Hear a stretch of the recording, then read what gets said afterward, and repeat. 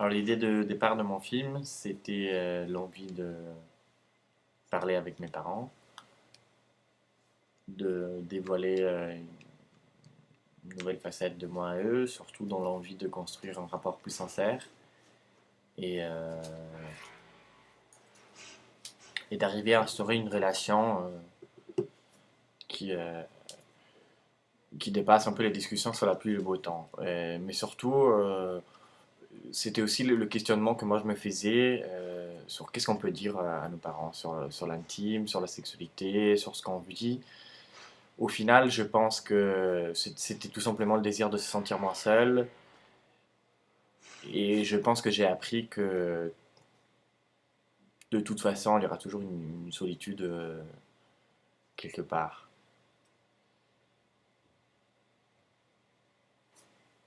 Et la deuxième question, c'est quels ont été les défis esthétiques et éthiques affrontés. Bah, les défis éthiques, je ne sais pas s'il y en a vraiment eu, parce que éthiquement, c'était c'était difficile, si vous voulez, pour mes parents d'accepter aussi de parler de leur intimité, parce que moi, je n'ai pas de problème de parler de la mienne, mais eux, ils devaient aussi tendre l'oreille, écouter, essayer de donner des réponses et des conseils. Donc, c'était, je pense, pour eux, de venir sur mon terrain, c'était le défi le plus grand.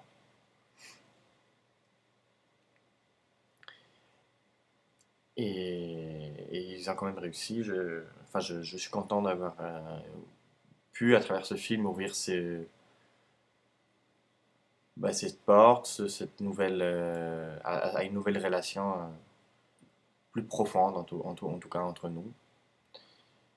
Et voilà. C'est marrant, enfin, c'est juste pour l'anecdote. Au début, j'avais commencé à faire le film. J'avais commencé à faire des interviews sur le capitalisme, la religion, la politique, etc. à mes parents. Et ils n'étaient pas très d'accord d'être filmés. Mon père me disait j'accepte de te filmer que si tu me vous vois. Donc on a commencé, je le voyais, je lui posais des questions sur la politique, etc. Puis petit à petit, on a commencé à parler d'autres choses. Et, et au final, on s'est tutoyé, on s'est reconnus. Voilà, le plus grand défi, c'était celui de se reconnaître tous les deux, tous les trois, je pense, sur un champ de l'intimité. Et les défis esthétiques, bah, je pense que c'était plutôt une question, comme j'étais tout seul, avec une caméra, un pied et des micros, c'était d'arriver à avoir quand même une bonne qualité technique, mais je voulais quand même que ce soit un film assez tendu. Et le choix, si vous voulez, le plus difficile, c'était quand même de recentrer le film sur peu de choses, peu d'interviews, des moments forts et pas d'avoir 3000 heures de rush. Donc au final, je suis content d'avoir eu 4 interviews, 12 plans en tout dans le film, pour arriver vraiment avec peu de choses, dire plus. Parce qu'au début, j'avais essayé avec un montage un peu plus cut, un peu plus avec beaucoup de plans, très appuyés, etc. Mais je me suis bien souvent aperçu que c'était mieux de dire, enfin de concentrer vraiment autour de peu d'interviews avec un sens précis et de dévoiler en fait notre intimité à travers cette simplicité-là. Et je suis cinéaste parce que je crois que pour un désir de raconter quelque chose aux autres, transmettre une émotion, trouver des gens qui se ressemblent, qui me ressemblent,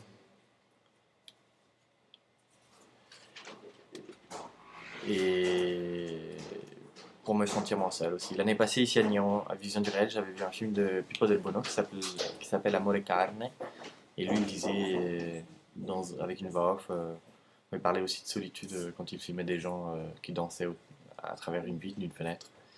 Et le texte, il m'avait beaucoup plu. Et donc, voilà. Je,